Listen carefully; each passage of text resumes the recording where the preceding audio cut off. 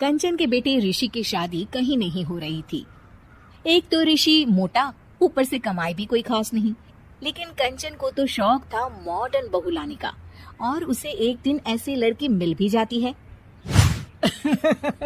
हमें तो आपका ऋषि बहुत पसंद है, लेकिन मैं आपको साफ साफ बता देती हूँ, मेरी बेटी के शौक थोड़े से अलग है बहन जी। अरे बहन, हमें सब पसंद है। आपकी प्रियंका जैसी लड़की की तलाश मुझे कब से थी। जींस पहनकर अंग्रेजी में गिटर पिटर बोला करे। अरे बहन जरा सुन तो लो, मेरी बेटी के शौक क्या क्या है। अरे नहीं नहीं बहन, बस लड़की को देख लिया तो सब कुछ देख लिया। आप ना शादी की तैयारी करो, और वो जरा सामान की लिस्ट भी दी है ना मैंने। हाँ बहन जी, सारा सामान शादी से एक दिन पहले ही आपके दरवाजे आ जाएगा। मजा आ गया, मजा आ गया। अब तो बस आप शादी की तैयारी करो। प्रियंका के माता पिता के जाने के बाद कंचन का पति उससे कहता है, अरे भाग्यवान, तुम तो कुछ ज्यादा ही जल्दी दिखा रही थी शादी की। अरे बोलने तो देती, लड़के की माँ क्या बोलना चाह रही थी। अरे आप चुप रहिए जी, कुछ पता भी है आपको, बस मुफ्त में बोले जा रहे हैं। मेरी दोस्त शशि की बहू देखी, लंबी पतली और पढ़ी लिखी, हजारों में कमाई और संस्कारी भी। अरे पर जब वो मेरी बहू देखेगी तो जल भून जाएगी। लेकिन तुम तो शादी ऋषि के लिए कर रही हो ना, या शशि के लिए? तुम्हारा लड़का कुछ कमाता भी नहीं है, और शरीर भी भगवान की दुआ से फूलता ही जा रहा है। फिर बोले आप हैं? फिर बोले आप? मैंने कहा ना, प्रियंका जैसी जींस पहनकर अंग्रेजी झाड़ने वाली बहू किस्मत वालों को ही मिलती है। चुप रहिए आप। पति के लाख कहने पर भी कंचन ऋषि की शादी प्रियंका से करवा देती है। लेकिन प्रियंका जैसे ही घर में आती है, वैसे ही जोर जोर से चिल्लाकर नाचने लगती है। आज मेरे यार की शादी है, आज मेरे यार की शादी है। अरे नाचो ना नाचो। आज मेरे यार की शादी है। कंचन, उसका पति और ऋषि ये देखकर हैरान रह जाते हैं। लग रहा है बहू को शादी की बड़ी खुशी है। हाँ, बहू क्यों नहीं, हम भी नाचेंगे। अरे नाचो नाचो जी, मुंह क्या देख रहे हो? चलो चलो नाचो, बहू कह रही है।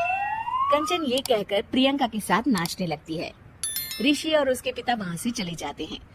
अगले दिन कंचन अपनी सहेलियों को प्रियंका से मिलवाने के लिए घर बुलाती है, जहाँ शशि भी आती है। अरे शशि, कैसी हो?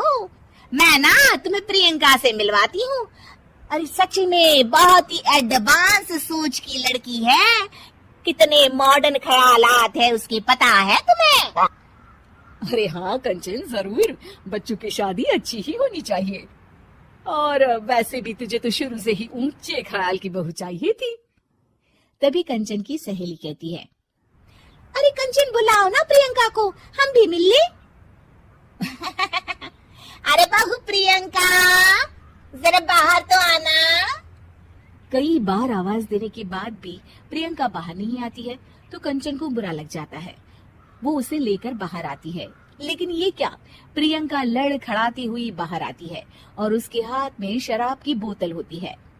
हालांकि शराब पीना स्वास्थ्य के लिए हानिकारक होता है, और ये हमारी किडनी के लिए बहुत ही खतरनाक है। लेकिन कंचन की बहू प्रियंका पूरे नशे में होती है। अरे इतने सारे लोग।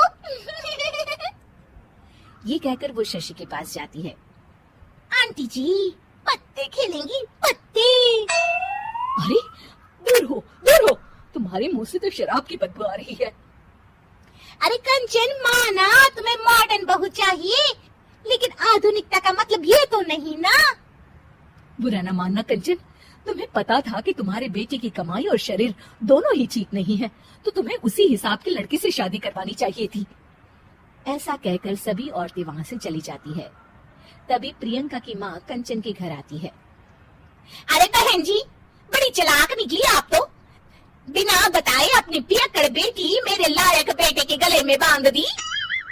हाय हाय, बड़ी आई बिना बताए। उस दिन जब मैं ये बात बता रही थी तो तुम तो सुनने को भी तैयार नहीं थी। अब भुगतो तुम। ये कहकर वो माँ से वापस चली जाती है। सबके जाने के बाद कंचन अपना सर पकड़ लेती है। हाय रे, आधुनिकता की अंधी दाड़ में मैं अपनी संस्कृति ही भूल बैठी। बैठी थी। अब तो राम ही बचाए मुझे।